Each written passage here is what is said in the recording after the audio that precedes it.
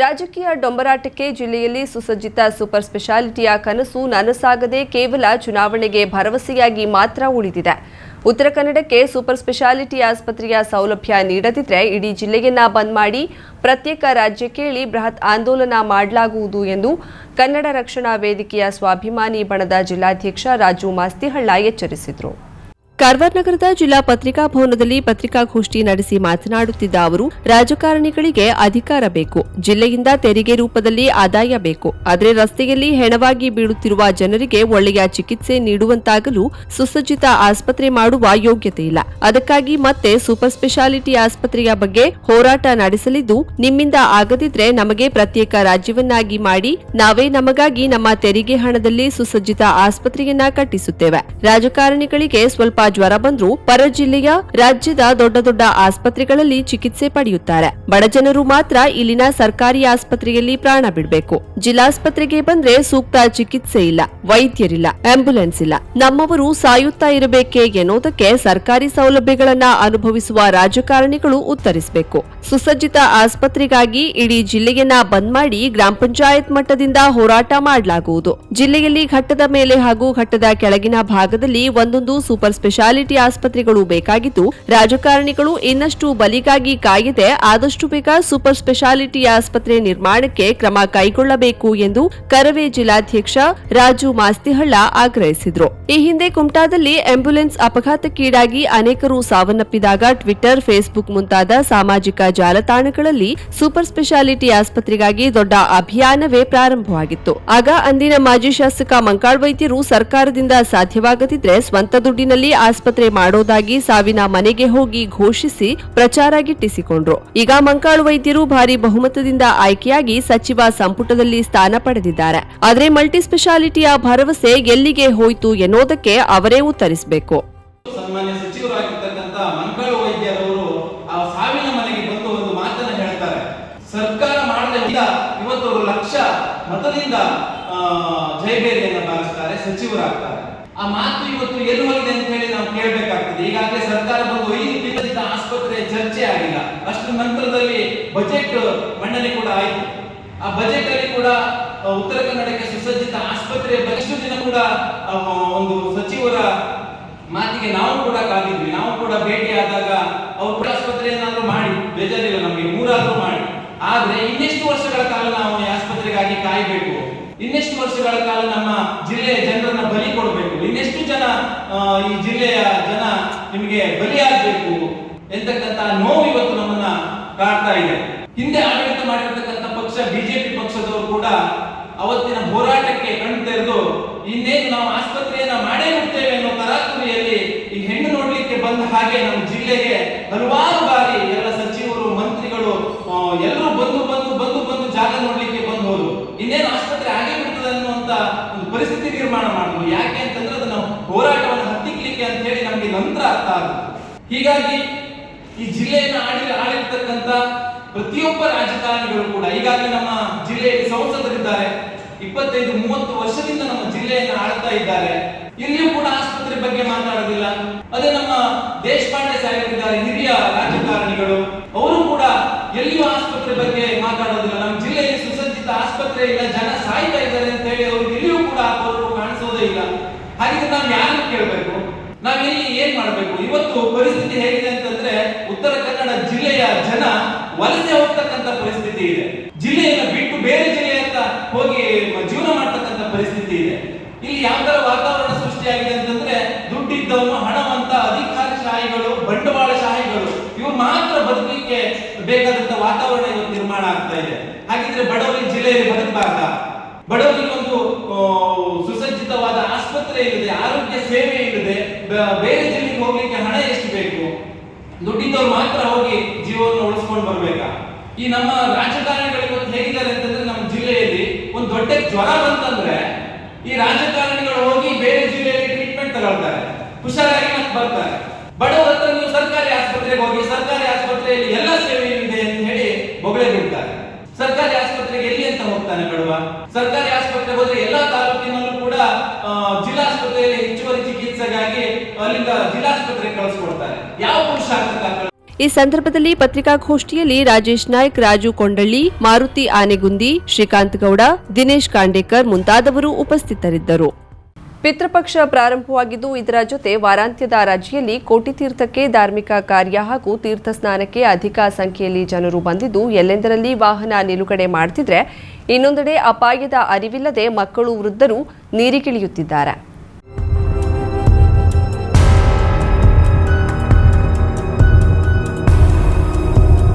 ಈ ಹಿಂದೆ ಇವರನ್ನ ನಿಯಂತ್ರಿಸಲು ಗ್ರಾಮ ಪಂಚಾಯತ್ ಭದ್ರತಾ ಸಿಬ್ಬಂದಿಯನ್ನ ನೇಮಿಸಿತ್ತು. ಆದರೆ ಈ ತಿಂಗಳಿಂದ ಇವರನ್ನ ತೆಗೆದಿದ್ದು ಇದರಿಂದ ತೀವ್ರ ತೊಂದರೆಯಾಗ್ತಿದೆ. ತಕ್ಷಣ ಭದ್ರತಾ ಸಿಬ್ಬಂದಿ ನಿಯೋಜಿಸಬೇಕೆಂದು ಸಾರ್ವಜನಿಕರು ಆಗ್ರಹಿಸಿದ್ದಾರೆ. ಕಳೆದ ಬೇಸಿಗೆಯಲ್ಲಿ ಕೋಟಿ ತೀರ್ಥದ ಹೂಳು ತೆಗೆದು ಸ್ವಚ್ಛಗೊಳಿಸಿದ ಬಳಿಕ ಪಿಂಡ ಬಿಡಲು ನಿಗದಿತ ಸ್ಥಳ, ಸ್ನಾನಕ್ಕೆ ನಿಗದಿತ ಸ್ಥಳವನ್ನ ಗುರುತಿಸಿ ಈ ಬಗ್ಗೆ ಬಂದ ಯಾತ್ರಿಕರಿಗೆ ತಿಳುವಳಿಕೆ ನೀಡೋದು ಹಾಗೂ ನೀರಿಗಿಳಿಯದಂತೆ ಎಚ್ಚರಿಸಲು ಗ್ರಾಮ ಪಂಚಾಯತ್ 2 ಖಾಸಗಿ ಭದ್ರತಾ ಸಿಬ್ಬಂದಿಯನ್ನ ನೇಮಿಸಿತ್ತು. ಸಾಬೂನು ಬಳಸಿ ಸ್ನಾನ ಮಾಡದಂತೆ, ನೀರಿಗಿಳಿದು ಜೀವಾಪಾಯ ಮಾಡಿಕೊಳ್ಳದಂತೆ ಎಚ್ಚರಿಸುವ ಜೊತೆ ಸ್ವಚ್ಛತೆಯ ಬಗ್ಗೆಯೂ ಇವರು ನಿಗಾ ಇಡುತ್ತಿದ್ರು. ಆದರೆ ಹೆಚ್ಚಿನ ಸಂಖ್ಯೆಯಲ್ಲಿ ಜನರು ಆಗಮಿಸುವ ವೇಳೆ ಏಕಾಏಕಿ ಈ ಕ್ರಮ ಏಕೆ ಎಂದು ಜನರು ಪ್ರಶ್ನಿಸುತ್ತಿದ್ದಾರೆ. ಉತ್ತರ ಕನ್ನಡ ಲೋಕಸಭಾ ಕ್ಷೇತ್ರದಲ್ಲಿ ಕಳೆದ 30 ವರ್ಷಗಳಿಂದ ಯಾವುದೇ ಅಭಿವೃದ್ಧಿ ಕೆಲಸಗಳು ಆಗದೆ ಜಿಲ್ಲೆಯ ಜನರು ತೊಂದರೆ ಅನುಭವಿಸುತ್ತಿದ್ದಾರೆ. ಜಿಲ್ಲೆಯಾದ್ಯಂತ ಯುವ ಪಡೆಯನ್ನೇ ಹೊಂದಿರುವ ಹಿರಿಯ ನ್ಯಾಯವಾದಿ ಜಿಟಿ ನಾಯ್ಕರಿಗೆ ಕಾಂಗ್ರೆಸ್ ಪಕ್ಷ ಮನ್ನಣೆ ನೀಡಿ ಈ ಬಾರಿ ಟಿಕೆಟ್ ನೀಡಬೇಕೆಂದು ಆಗ್ರಹಿಸುವುದಾಗಿ ಜಿಟಿ ನಾಯ್ಕ ಅಭಿಮಾನಿ ಬಳಗದ ಶ್ರೀಕಾಂತ್ ಮೊಗೇರ್ ತಿಳಿಸಿದರು. ಕಾರವಾರ ನಗರದ ಜಿಲ್ಲಾ ಪತ್ರಿಕಾ ಭವನದಲ್ಲಿ ಪತ್ರಿಕಾಗೋಷ್ಠಿ ನಡೆಸಿ ಮಾತನಾಡುತ್ತಿದ್ದ ಅವರು, ಹಾಲಿ ಸಂಸದರ ನಿರ್ಲಕ್ಷ್ಯತನದಿಂದ ಜಿಲ್ಲೆ ಅಭಿವೃದ್ಧಿಯಲ್ಲಿ ತೀರಾ ಹಿಂದೆ ಬಿದ್ದಿದೆ. ಕೇಂದ್ರ ಸರ್ಕಾರದ ಸೌಲಭ್ಯಗಳು ಮೀನುಗಾರರಿಗೆ ಮುಟ್ಟುತ್ತಿಲ್ಲ. ಮೀನುಗಾರರಿಗೆ ಸರಿಯಾಗಿ ಸೀಮೆ ಎಣ್ಣೆ ದೊರೆಯುತ್ತಿಲ್ಲ. ಜಿಲ್ಲೆಯಲ್ಲಿ ಸರಿಯಾದ ರೈಲ್ವೆ ಯೋಜನೆಗಳು ಅನುಷ್ಠಾನವಾಗಿಲ್ಲ. ಜಿಲ್ಲೆಯ ವಿದ್ಯಾವಂತ ಯುವಕ ಯುವತಿಯರು ಉದ್ಯೋಗವಿಲ್ಲದೆ ಪರದಾಡುತ್ತಿದ್ದಾರೆ. ಹಾಲಿ ಸಂಸದರು ಕೇವಲ ಹಿಂದುತ್ವದ ಹೆಸರಿನಲ್ಲಿ ಅಧಿಕಾರ ಹಿಡಿದಿದ್ದು ಬಿಟ್ರೆ ಬೇರೆ ಯಾವುದೇ ಅಭಿವೃದ್ಧಿ ಮಾಡಿಲ್ಲ. ಆದ್ದರಿಂದ ಜಿಲ್ಲೆಯ ಅಭಿವೃದ್ಧಿಗೆ ಸೂಕ್ತ ಸಂಸದ ಅಭ್ಯರ್ಥಿಯಾಗಿರುವ ಹಿರಿಯ ನ್ಯಾಯವಾದಿ ಜಿಟಿ ನಾಯ್ಕರಿಗೆ ಕಾಂಗ್ರೆಸ್ ಟಿಕೆಟ್ ನೀಡಬೇಕು. ಅವರಿಗೆ ಕಾನೂನಿನ ಅರಿವು ಇರೋದ್ರಿಂದ ಕ್ಷೇತ್ರದ ಕಾನೂನಾತ್ಮಕ ತೊಡರುಗಳನ್ನ ಸರಿಪಡಿಸಲು ಎಲ್ಲಾ ರೀತಿಯ ಶಕ್ತಿಯನ್ನ ಹೊಂದಿದ್ದಾರೆ. ಆದ್ದರಿಂದ ಈ ಬಾರಿ ನಮ್ಮ ಕ್ಷೇತ್ರದ ಸಂಸದ ಅಭ್ಯರ್ಥಿಯಾಗಿ ಹಿರಿಯ ನ್ಯಾಯವಾದಿ ಜಿಟಿ ನಾಯ್ಕರಿಗೆ ಅವಕಾಶ ನೀಡಬೇಕೆಂದು ಮುಖ್ಯಮಂತ್ರಿ ಸಿದ್ದರಾಮಯ್ಯ, ಉಪಮುಖ್ಯಮಂತ್ರಿ ಡಿಕೆ ಶಿವಕುಮಾರ್, ಕಾಂಗ್ರೆಸ್ ರಾಷ್ಟ್ರೀಯ ಅಧ್ಯಕ್ಷ ಮಲ್ಲಿಕಾರ್ಜುನ್ ಖರ್ಗೆ ಹಾಗೂ ಕೇಂದ್ರೀಯ ನಾಯಕರಾದ ಸೋನಿಯಾ ಗಾಂಧಿ, ರಾಹುಲ್ ಗಾಂಧಿ ಹಾಗೂ ಪ್ರಿಯಾಂಕಾ ಗಾಂಧಿಯವರಲ್ಲಿ ಒತ್ತಾಯ ಮಾಡುತ್ತೇವೆ ಎಂದು ತಿಳಿಸಿದರು. ಈ ಸಂದರ್ಭದಲ್ಲಿ ಪತ್ರಿಕಾಗೋಷ್ಠಿಯಲ್ಲಿ ವಕೀಲ ಜಿಟಿ ನಾಯ್ಕರ ಅಭಿಮಾನಿಗಳಾದ ವಿನಾಯಕ್ ಹರಿಕಂತ್ರ, ವಿನಾಯಕ್ ಬಾನಾವಳಿ, ಸಾಯಿನಾಥ್ ಕೋಠಾರ್ಕರ್, ಕಿಶೋರ್ ಬಾನಾವಳಿಕರ್, ಅಜಯ್ ಅಂಬಿಗ, ರೋಷನ್ ಬಾನಾವಳಿ, ಸಚಿನ್ ಹರಿಕಂತ್ರ, ತೌಫಿಕ್ ಸೈಯದ್, ರಾಜು ಹರಿಕಂತ್ರ ಉಪಸ್ಥಿತರಿದ್ದರು. ಕಾಂಗ್ರೆಸ್ ಪಕ್ಷವು ಹಿರಿಯ ವಕೀಲರಾದ ಜಿಟಿ ನಾಯ್ಕ ಅವರಿಗೆ ನೀಡಬೇಕಾಗಿ ಟಿಕೆಟ್ ನೀಡಬೇಕಾಗಿ ಮುಖ್ಯಮಂತ್ರಿಗಳಾದ ಸನ್ಮಾನ್ಯ ಸಿದ್ದರಾಮಯ್ಯ ಹಾಗೂ ಕೆಪಿಸಿಸಿ ಅಧ್ಯಕ್ಷರಾದ ಡಿಕೆ ಶಿವಕುಮಾರ್ ಮತ್ತು ಜನರ ಲೋಕಸಭಾ ವೀಕ್ಷಕರಾದ ಎಸ್.ಕೆ. ಪಾಟೀಲ್ ಅವರಿಗೆ ಪತ್ರಿಕಾ ಮಾಧ್ಯಮದ ಮೂಲಕ ಟಿಕೆಟ್ ನೀಡಬೇಕೆಂದು ಜಿಟಿ ನಾಯ್ಕ ಅಭಿಮಾನಿಗಳ ಕಾರಣ ಹಾಗೂ ಎಲ್ಲ ಸಮಾಜದ ಮುಖಂಡರು ಮತ್ತು ಕಾಂಗ್ರೆಸ್ ಪಕ್ಷದ ಕಾರ್ಯಕರ್ತರು ಪತ್ರಿಕಾ ಮಾಧ್ಯಮದ ಮೂಲಕ ಒತ್ತಾಯಿಸುತ್ತೇವೆ. ಜಿಲ್ಲಾ ಹಿರಿಯ ವಕೀಲರು, ಯುವಕರ ನೆಚ್ಚಿನ ನಾಯಕರಾದ ಶ್ರೀಯುತ ಜಿಟಿ ನಾಯ್ಕ ಅವರಿಗೆ ಪಕ್ಷವು ಮನ್ನಣೆ ನೀಡಬೇಕು ಮತ್ತು ಜಿಲ್ಲೆಯಲ್ಲಿ ಅಪಾರವಾದ ಯುವಕರ ಪಡೆಯನ್ನು ಹೊಂದಿದ್ದು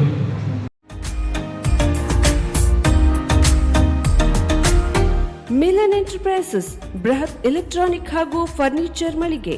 ಉತ್ತರ ಕನ್ನಡ ಜಿಲ್ಲೆಯಲ್ಲೇ ಅತಿ ಹೆಚ್ಚು ಮಳಿಗೆಗಳನ್ನು ಹೊಂದಿರುವ, ಅತಿ ಹೆಚ್ಚು ಸಂತೃಪ್ತ ಗ್ರಾಹಕರನ್ನ ಹೊಂದಿರುವ ಮೂಲಕ ಹೆಗ್ಗಳಿಕೆಗೆ ಪಾತ್ರವಾಗಿರುವ ಏಕೈಕ ಸಂಸ್ಥೆ ಮಿಲನ್ ಎಂಟರ್ಪ್ರೈಸಸ್. ನಮ್ಮ ಮಳಿಗೆಗಳಲ್ಲಿ ಪ್ರಸಿದ್ಧ ಕಂಪನಿಗಳ electronic refrigerator, washing machine, LED TV, ಎಸಿಗಳು ಲಭ್ಯ. ಭಾರತದ ಕರಾವಳಿ ಹವಾಮಾನಕ್ಕೆ ಹೊಂದಿಕೊಳ್ಳುವ ನಂಬರ್ 1 ಬ್ರ್ಯಾಂಡ್ ಆದ ಗೋದ್ರೇಜ್ ಕಂಪನಿಯ ಕಪಾಟು, ಆಫೀಸ್ ಟೇಬಲ್, ಆಫೀಸ್ ಚೇರ್, ಬ್ಯಾಂಕ್ಗಳಿಗೆ ಹಾಗೂ ಚಿನ್ನದ ಅಂಗಡಿಗಳಿಗೆ ಬೇಕಾಗುವ ಸೇಫ್ ಲಾಕರ್ಗಳು ಅತಿ ಕಡಿಮೆ ಬೆಲೆಯಲ್ಲಿ ಲಭ್ಯವಿದೆ. Teak wood sofa set, wooden dining table ಹಾಗೂ ಗ್ರಾಹಕರಿಗೆ ಬೇಕಾಗುವ ಅಳತೆಯಲ್ಲಿ ನಿಮ್ಮ ಮನೆಗೆ ಹೊಂದಿಕೊಳ್ಳುವ ಹಾಗೆ ಫರ್ನಿಚರ್ಗಳನ್ನ ಮಾಡಿಕೊಡಲಾಗುವುದು. ಕಸ್ಟಮೈಸ್ಡ್ ಕಿಚನ್, ವಾರ್ಡ್ರೋಬ್ಗಳನ್ನ ಅತಿ ಹೆಚ್ಚು ವರ್ಷಗಳ ಕಾಲ ಬಾಳಿಕೆ ಬರುವ ಹಾಗೆ ವಾರಂಟಿಯೊಂದಿಗೆ ಮಾಡಿಕೊಡಲಾಗುವುದು. ನಮ್ಮಲ್ಲಿ ಡ್ಯೂರಾಫ್ಲೆಕ್ಸ್, ಗೋದ್ರೇಜ್ ಕಂಪನಿಯ memory foam mattress, orthopedic mattress, spring ಮ್ಯಾಟ್ರೆಸ್ಗಳು ಕಡಿಮೆ ಬೆಲೆಯಲ್ಲಿ ಲಭ್ಯ.